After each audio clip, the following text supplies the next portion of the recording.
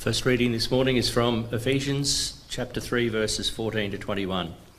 For this reason I bow my knees before the Father, I from whom every family in heaven and on earth takes its name. I pray that, according to the riches of his glory, he may grant that you may be strengthened in your inner being with power through his Spirit, and that Christ may dwell in your hearts through faith, as you are being rooted and grounded in love. I pray that you may have the power to comprehend with all the saints what is the breadth and length and height and depth, and to know the love of Christ that surpasses knowledge, so that you may be filled with all of the fullness of God. Now to him who by the power at work within us is able to accomplish abundantly far more than we can all ask for or imagine, to him be glory in the church and in Christ Jesus to all generations, forever and ever. Amen. The second reading is from John chapter 6, verses 1 to 21. After this, Jesus went to the other side of the Sea of Galilee, also called the Sea of Tiberias. A large crowd kept following him because they saw the signs that he was doing for the sick. Jesus went up the mountain and sat down there with the disciples. Now the Passover, the festival of the Jews, was near. When he looked up and saw a large crowd coming towards him, Jesus said to Philip, "Where are we to buy bread for these people to eat?" He said this to test him, for he himself knew what he was going to do. Philip answered him, 200 denarii would not buy enough bread for each of them to get a little. One of his disciples, Andrew, Simon Peter's brother, said to him, "There is a boy here who has 5 barley loaves and 2 fish, but what are they among so many people?" Jesus said, "Make the people sit down." Now there was a great deal of grass in the place, so they sat down, about 5,000 in all. Then Jesus took the loaves, and when he had given thanks, he distributed them to those who were seated. So also the fish, as much as they wanted. When they were satisfied, he told the disciples, "Gather up the fragments left over, so that nothing may be lost." So they gathered them up, and from the fragments of the 5 barley loaves left by those who had eaten, they filled 12 baskets. When the people saw the sign that he had done, they began to say, "This is indeed the prophet who is to come into the world." When Jesus realised that they were about to come and take him by force to make him king, he withdrew again to the mountain by himself. When evening came, the disciples went down to the sea, got into a boat and started across the sea to Capernaum. It was now dark and Jesus had not yet come to them. The sea became rough because a strong wind was blowing. When they had rowed about 3 or 4 miles, they saw Jesus walking on the sea and coming near the boat, and they were terrified. But he said to them, "It is I, do not be afraid." Then they wanted to take him into the boat, and immediately the boat reached the land towards which they were going. This is the word of the Lord. Thanks be to God. To help us reflect on the reading, I wanted to show you a 3-circle image that David Fitch has written about in his books on the practices of the church, and to help us to reflect. So the first one on the left, on my left here, is close circle.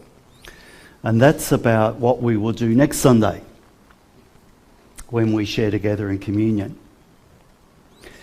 Close as it's the people who love God that draw close around the table as Jesus instituted with the disciples, of that fellowship where on the road to Emmaus, the people who were travelling, as Jesus broke bread, recognised Jesus who was there with them, God's presence with them. It's a sacrament, something that conveys what's being symbolised, something where God's presence is with us, that feeds and sustains us, that's an important part of our life. It's something that then empowers us to go out and to connect with people outside. But it's that drawing close together with each other, with God around the table. And he calls that the close circle. The next circle over is the dotted circle, which is Well, the way he describes that is it's the dining room table, it's the table where we, like on Tuesday night, where we gathered as Christians, as people of faith, around the table, which was actually Les's bench, where we had pizzas all set out. We gathered together and there were conversations around faith. There were conversations about what was happening in people's lives. Maybe connections being made of what God might be saying, and opportunities to share something that's prompted within us with others as we learn and share together about our lives. But it's a dotted circle because we could have invited someone along to that. As long as they could sing and enjoy the ukulele, they could take part in that and didn't mind pizza. An open circle where people could come in, almost like a place where we can talk about life and faith, where people from outside can be invited in. And he talks about that as being a place where Les was host. It's a place where we are host and we invite others in. The close circle around the communion table is one where the host is God, hosting us around the table and providing for us. Les was providing for us in the dotted circle we had on Tuesday. So that place where we can meet and talk and share together, open to others. The third circle is the half circle he talks about, and that's a circle where we go out into the community and we go as guests, so that we might go and meet with someone else. We might go to a cafe or something like that where we meet with people. We're not going out as the ones hosting, but we're going out to actually connect and develop relationship and connection with someone. So it's a circle that's open to everyone to come in. And that's what Jesus was doing when he went out and had meals with people, tax collectors and all sorts of people that he had meals with. A way of connecting with the people in the community, an opportunity to recognise where God's at work and where we might feel that God is drawing someone towards God, and they're open to recognising that, and that might lead to an experience, a conversation of the presence of God. So each of those circles is looking at the presence of God, whether that's around the communion table, whether it's around the dining room table or around the cafe table. The presence of God we're looking for and making that connection. Now, I'm going to challenge Sandra. Can we go back to the start of the John reading? So have a think about the reading, what you remember of the reading. We'll step through it in verses, but so this is chapter 6. And before that, just a quick reminder, what happened in chapter 4? Oh, this is really hard. Something about a wedding? Something about wine? Yep, the miracle of turning the water into wine. Chapter 5 was about some healings. And then we come to chapter 6. So after this, Jesus went to the other side of the Sea of Galilee, also called the Sea of Tiberias. A large crowd kept following him because they saw the signs that he was doing for the sick. So they were drawn into what was happening. This is some of the writings of the early church. People were drawn into what they saw and heard the people of the early church were doing. So people living out something different, like the story of the monks who were in the middle of the square doing something different. People were interested and wanted to explore what he was doing and wanted to join in. Now, Jesus went up a mountain and sat there with his disciples. So which circle would that be, do you think? Close circle. So he's going people in, and a number of times Jesus met with the disciples and they learnt from him, and that would be the close circle. Now, the Passover, the festival of the Jews, was near.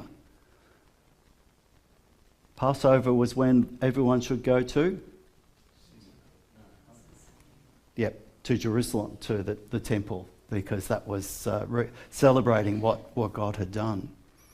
But in Galilee, it's interesting. See, this is all happening in Galilee. And I've got a feeling there's another verse that says that Jesus was able to do many things in Galilee. Okay, next step. So that's the introduction to this. So the crowds come along. When he looked up, he saw a large crowd coming towards him. Oh, which circle would this be? Which one? Dotted. Very good, Margaret. Because who's the host?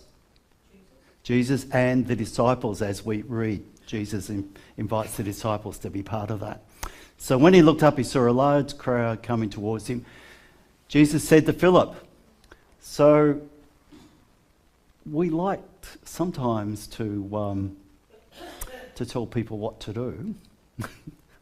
I enjoy telling people what to do sometimes. Do you? Particularly when we think we can get away with it. But here, instead of telling people what to do, Jesus asked Philip, what will we do? We need to feed the people. We need to be hosts of these people. What will we do?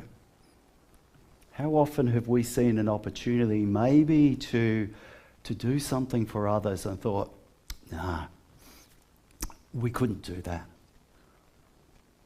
But Philip talks about the cost, and then Andrew, Simon Peter said to him, verse 9, next one.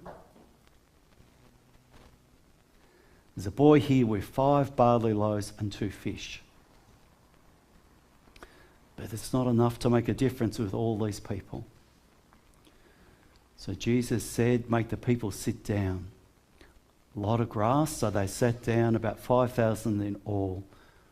And Jesus took the loaves and when he'd given thanks, distributed it to them and also the fish. What does that remind you of? Communion? It's a bit more of the words, it's an echo of the close circle, but it's actually about hosting to the neighbour, which is the dotted circle, isn't it? About offering that opportunity.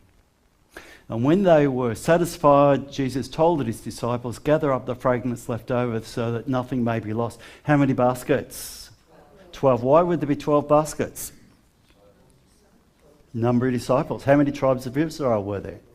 12. So each whole lot of echoes of importance of 12, and each of them had a basket. Jesus was showing that there was enough abundance left over for each of them to be able to take up something of what was left over.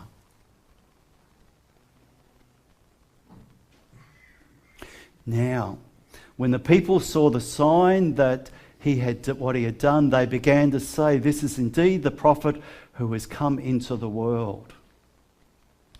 So the people were recognizing, and Jesus felt they were about to try and force him to become king. So what did he do?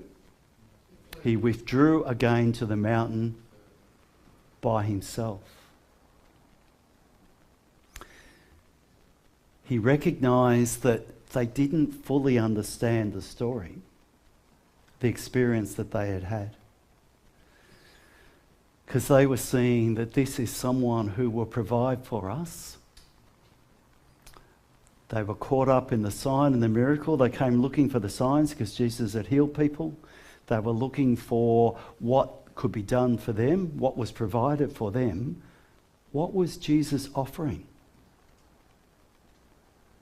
that they didn't see?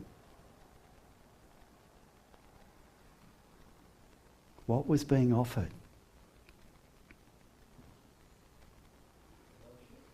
Fellowship? Yep, God's presence. Because that's what we talk about with communion, isn't it? Where 2 or 3 disciples are gathered together, Jesus, God, is there in the midst. So he's offering a connection, a relationship, a chance to move into that space where God can work. One of the things that David Fitch talks about in some of his writings is very much about recognising where God's at work, but also allowing that space for God to work within that space. And that means that we do not control it. It's actually allowing God to work. Because often, we sort of think, oh, wouldn't it be really cool if God did this? And if we do this and we plan that and we do that, therefore we'll really have a good time and God will be able to use that. Who's in control when we do things like that? The danger? Sometimes God can be leading us, but sometimes it can be more about us wanting to be in control and feeling comfortable about it. And see, Jesus recognized they hadn't fully understood what he was doing, and he withdrew again to the mountain. So who followed him? Up the mountain. He went by himself. Thought, who could have followed him? The disciples, the people who said they were the followers. Where did they go?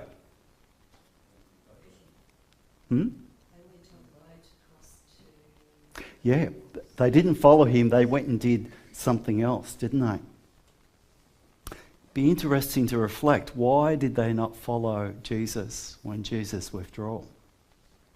See, another way of asking the question is, are there any times where we think, this has been really successful and been really great and God has really used this situation? And we've been so excited about what we have achieved. I just see that sometimes there's a danger in that it becomes much more about us feeling we've done well for God. And sometimes maybe even that does not allow God to do something beyond our imagining or what we can ask, because we've turned the focus onto us rather than on what God is doing. Sandra, the next verses. So we move into the next verses. In next verses we move into a different scene. So when evening had come, the disciples still weren't going off to find where Jesus were they? They got into the boat and they started across the sea to Capernaum. It was dark and Jesus had not yet come to them. Now, darkness, wind and waves and things like that in the Bible is an image that sometimes is used of struggle, confusion, Noah and the ark. I mean, it's all of those things can be tied up in that image of the wind was blowing and they were feeling threatened within that. They rowed 3 or 4 miles and then they saw Jesus walking on the sea and coming near the boat. And they were terrified. Why were they terrified?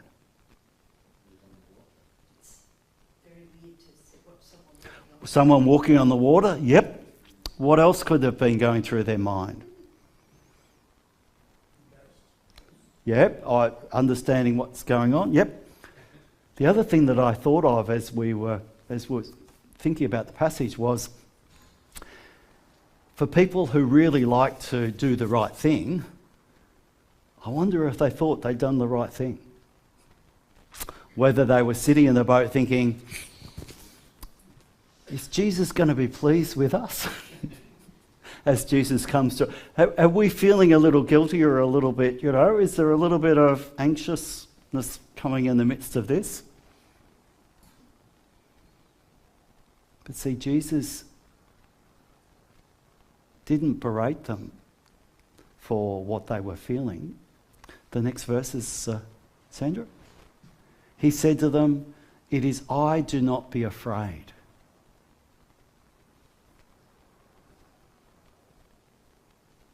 Could have been because of whatever they were perceiving was happening. But it's also reminding us that God accepts us as we are, even in the midst of our being sometimes in confusion, sometimes in turmoil, afraid of what's happening. Not feeling that we've got anything to offer. It is I, do not be afraid. Now, what's not shown there is if you actually look at the Bible for this passage, there's a little C on our Bible, on my Bible, after it is I. And the C is actually a footnote that says, an alternative translation for it is I am. There you go, Amy. I am. Remember? Burning bush? God says, I am who I am. It is Jesus saying God's presence is there in the midst of that fear, in the midst of that uncertainty. Do not be afraid because God is here with you. I am here with you. I am. Do not be afraid. In the midst of that scary experience, they found the presence of God. Reached out to them. Then they wanted to take him into the boat. And immediately the boat reached the land toward where they were going.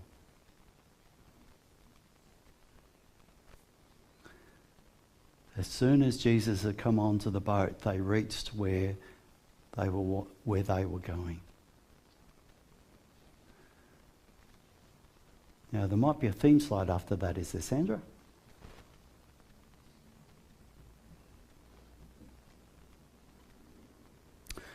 The 5 loaves and 2 fishes.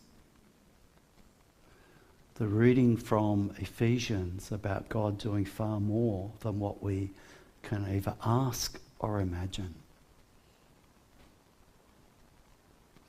But if that's going to happen, we need to be willing to be open to what potentially could happen. What God is already doing in our lives of people we meet. That whole experience of being there for the disciples was those people were ready to receive Jesus' blessed acted as host in that dotted circle to the people. One of the things that David Fitch says about those 3 circles, which is the best circle to be in?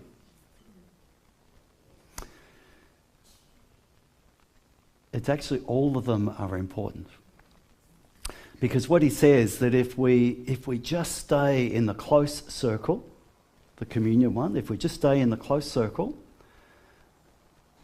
then the church becomes maintenance because we're just maintaining what we've got.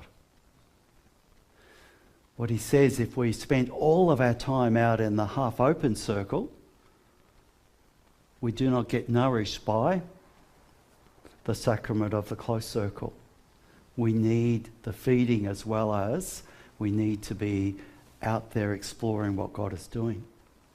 But then he also says, if we don't do the dotted circle, if we're not in some sort of relationship, fellowship, discussions with people around the table, other people of faith, we miss the opportunity to learn, to make the connections that God is helping us to make in our life with what God is wanting to do in our lives. We don't learn to recognise the presence of God in our lives. And if we don't do that, how are we going to go out and make connection, help other people make connections with maybe the way that God is working in their life if we're not able to do it within our life? And for us to do that in our own lives, it's really helpful to be able to talk about our experiences and those little things of, oh, maybe God's just prompting us in this way.